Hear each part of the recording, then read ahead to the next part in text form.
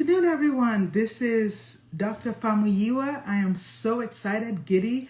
Our campaign to pre-sell the Quest for Fertility has launched, and already we have several backers. I'm so thankful.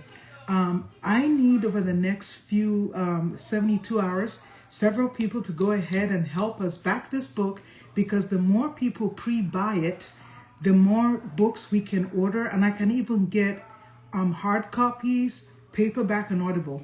But anyway, this afternoon, I wanted to show you a glimpse of what's inside the book. So I'm going to do a little reading. This is a prologue from the book, The Quest for Fertility. So I write, Prologue, a quiet place of hope. Pull quote, even in the stillness, life is quietly unfolding. By moi.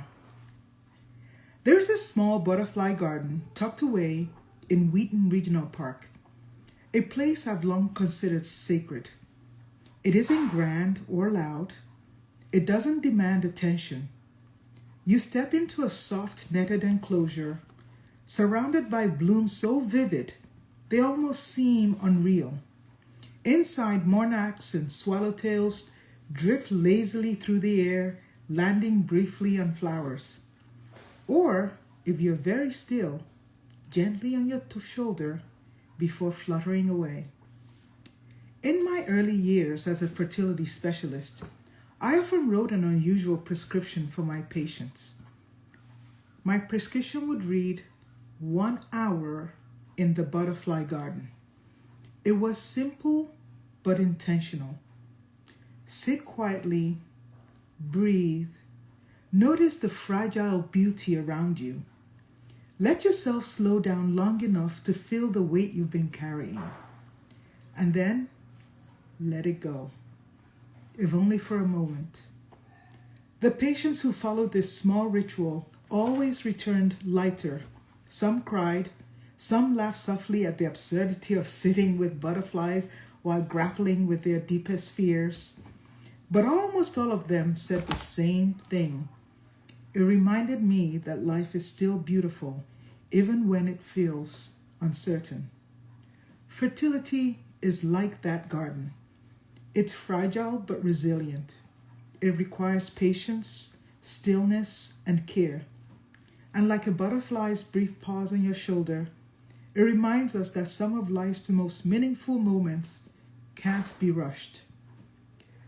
This book, The Quest for Fertility, was born from the same place as those early prescriptions, because fertility is not just about science or treatment plans.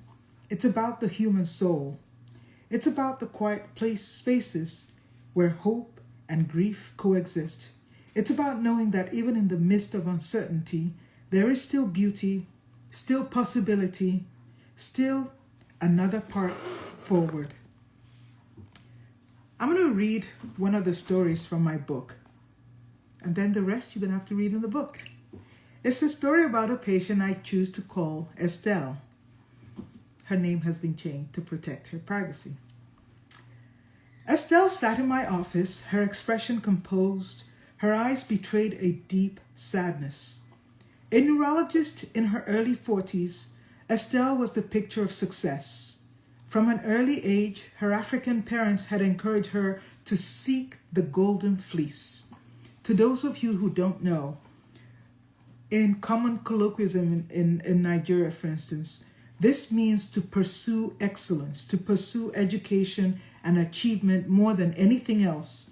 She had risen to every challenge, excelling in medical school and becoming one of the most respected neurologists in her field. She was living the dream she had worked tirelessly to achieve. But today, Estelle wasn't seeking advice about her career. She had come to freeze her eggs, to preserve her dream of motherhood. When I reviewed her fertility results, the reality was devastating. Estelle was already showing signs of menopause. She had no eggs left to freeze. The room was silent. For the first time in her life, Estelle faced a challenge she couldn't overcome with hard work or determination. She had climbed to the pinnacle of her profession, yet the opportunity for biological motherhood had quietly slipped away.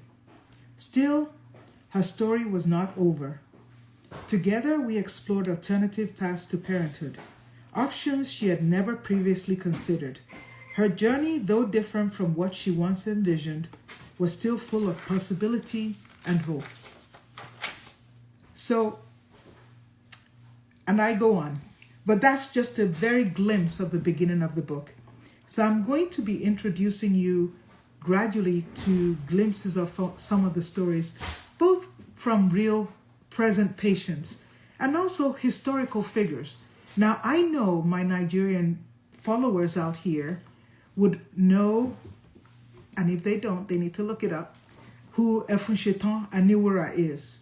Efunsetan Aniwura was the second Iyalode of Ibadan, a very powerful woman in the 1800s, very, very powerful, a chieftain. She, very rare for a woman back then, actually, to be that wealthy. And she was very benevolent initially. But a tragedy happened. Her only child died. Her only daughter died.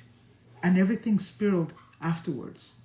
Now, the story deepens. I believe Efunsetan went into a deep depression, and her depression became almost a psychotic, paranoid phase because she turned cruel, right? And you can read the story about it. But you wonder how people cope with the loss of a child or the loss of fertility. I think in her case, that so traumatized her that she spiraled backwards. Now, in the book, I do talk about the body remembers, about we internalizing trauma into our body, and that can produce different side effects. I think fertility can be like trauma, and some people have PTSD from it. So in the book, we're going to talk about techniques to address this, to elicit it, and to help patients recover. So anyway, thank you for tuning in to my brief blurb about what's in the book. The book goes on. I'm going to do another book reading soon, so you're going to have to stay tuned. But there's so much in this book that I can't wait to share with you. And I want to thank my initial backers who've already signed up for the campaign. Do go up and sign up for the campaign. You'll see the QR code. You'll have access to the initial copies and maybe even a signed copy by moi. And also you have the opportunity to come to a live launch event and even participate if you're not in the 4 cities that we're going to be launching in. You can have opportunity to get tickets to a virtual event.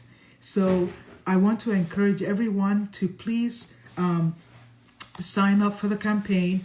If you have any questions and you want to talk to me directly, send an email to quest4fertility@gmail.com. So that is quest4fertility@gmail.com. Until my next book reading, adios, thank you. I'm so grateful to the people who have already signed up. Can you believe we've raised over $1,000, $1,700, $1,075 so far? But the campaign's going to end soon, so please sign up. That will help me spread the message and the possibility of ordering more books to share. Thank you so much and have a pleasant weekend.